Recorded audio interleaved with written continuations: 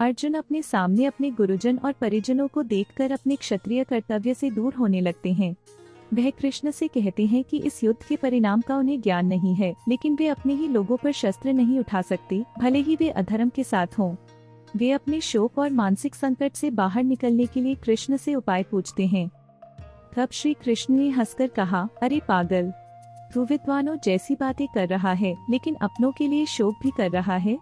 अर्जुन वास्तव में धर्मज्ञानी थे, लेकिन मोह और शोक के कारण उनका ज्ञान धुंधला हो गया था।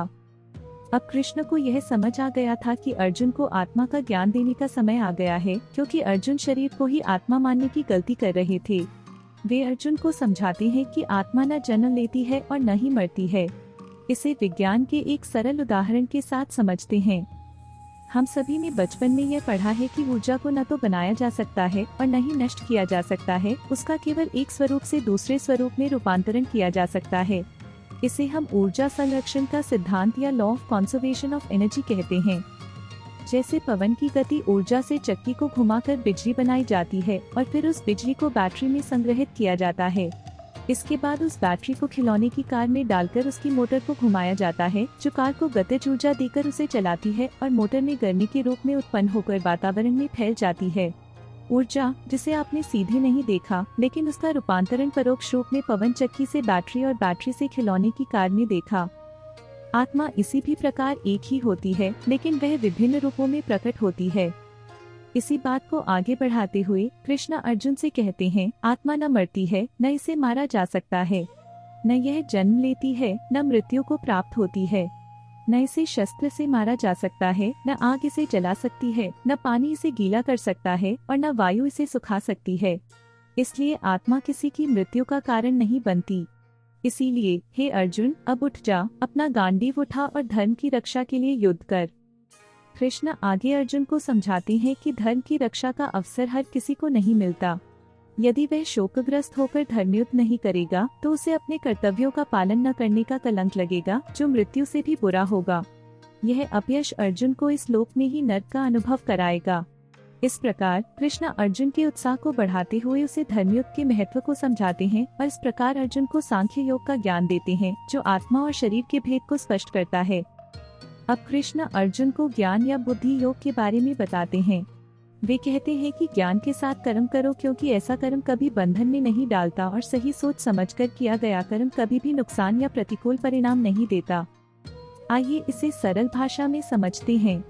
ज्ञान का मतलब होता है जानना। जब आप छोटे थे तो आपसे पूछा गया होगा, बेटा बड़े होकर क्या बनना चाहोगे? शायद आपने कहा हो पुलिस। फिर 2 साल बाद जब वही सवाल पूछा गया तो आपने कहा होगा पेंटर। और आज खुद से पूछो कि वास्तव में क्या बने हो। जब आप नहीं जानते कि आप क्या और क्यों कर रहे हैं, तब ऐसा कर्म आपको बंधन में डाल देता है, क्योंकि जो भी आप कर रहे होते हैं उसमें आपके मन की पूरी सहमति नहीं होती है। लेकिन इसके विपरीत जब आप जानते हो कि आपको क्या बनना है और क्यों, तब आप जो भी कर्म करते हो उसका परिणाम आपको विचलित नहीं करता। सबसे बड़ी शर्त जो कृष्ण पहले ही रख चुके हैं वह यह है कि कर्म धर्म के लिए, धर्म के साथ और धर्म के अनुसार होना चाहिए। कृष्ण कर्मकांड के विषय में बताते हैं कि वे लोग जो वेदों के श्लोकों के अलंकारों पर ध्यान देकर केवल सांसारिक सुखों और इंद्रियों की तृप्ति की लालसा से कर्मकांड करते हैं, वे असली ज्ञान को प्राप्त नहीं कर पाते। ऐसे लोग केवल भौतिक सुखों में फंसे रहते हैं और मुक्ति के मार्ग पर आगे नहीं बढ़ पाते। यहाँ पर ज्ञान को कर्मकांड से भी ऊंचा बताया गया है। कृष्ण यह समझाते हैं कि जैसे एक छोटा कुआं केवल सीमित क्षेत्र के लिए जल प्रदान करता है, जबकि एक विशाल जलाशय सभी के लिए पर्याप्त जल प्रदान करता है। सरल भाषा में जिस तरह से आज के दंभी समाज में कर्मकांड के माध्यम से आत्मा को पाने की कोशिश की जा रही है, उससे आत्मा को समझना लगभग असंभव है। इसके विपरीत जो व्यक्ति आत्मा या ब्रह्म को सच्चे अर्थों में जान लेता है, वह स्वयं ही वेदों का वास्तविक अर्थ जानने लगता है। आगे कृष्ण अर्जुन को समझाते हैं कि कर्म को खुद का कारण मानना छोड़ दो और बिना किसी आसक्ति के कर्म करो, जैसे एक आसक्ति मुक्त ऋषि करता है। जब तुम आसक्ति और मोह से मुक्त हो जाओगे तो न केवल इस संसार के बल्कि परलोक के विषयों से भी उदासीन हो जाओगे, क्योंकि तुम सत्य को समझ चुके होगे। कृष्ण का यह कथन हर उस ढोंगी के गाल पर एक तमाचा है जो मूर्ख देवलोक, ब्रह्मलोक, वैकुंठ लोक और न जाने कौन कौन से लोगों की कामना करते हुए परमात्मा का ध्यान करते हैं। आगे कृष्ण मन के आंतरिक ढांचे को बहुत महत्वपूर्ण तरीके से समझाते हुए कहते हैं कि जब मनुष्य इंद्रियों के विषयों में ही लीन रहता है तब वह आसक्त कहलाता है। आसक्ति कामना की ओर ले जाती है और जब कामना पूरी नहीं होती तो वह क्रोध की आग बनकर उठती है और पतन की ओर ले जाती है। आइए इसे सरल उदाहरण से समझें। आज मैं ऑफिस में भूखा बैठा था और सोच रहा था कि आज घर वालों के साथ रेस्टोरेंट में खाने जाऊंगा, लेकिन जब मैं घर पहुंचा तो उन्होंने मेरे पहुंचने से पहले ही खिचड़ी बना ली। मैंने जो कामना की थी वह पूरी न होने के कारण मेरा गुस्सा उन पर फूट पड़ा। लेकिन अगर इसे दूसरे दृष्टिकोण से देखें तो मुझे भूख लगी थी और जब मैं घर पहुंचा तो खाना देखकर मेरा मन खुशी से भर गया। मैंने परिवार वालों का धन्यवाद किया और फिर खाना खाया। दोनों स्थितियों में वास्तविक कामना थी भूख मिटाने की। फर्क सिर्फ इतना था कि एक आसक्त कामना थी और दूसरी अनासक्त।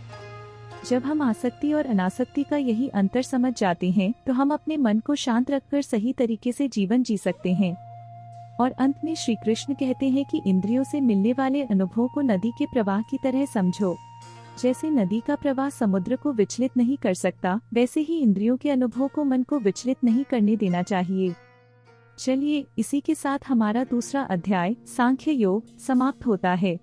मुझे उम्मीद है कि यह आपको आसानी से समझ में आया होगा। अगर आप आगे के अध्यायों के साथ जुड़े रहना चाहते हैं तो हमारे चैनल को सब्सक्राइब करें और इस ज्ञान को अपने प्रियजनों के साथ शेयर करें। आपके समर्थन के लिए धन्यवाद।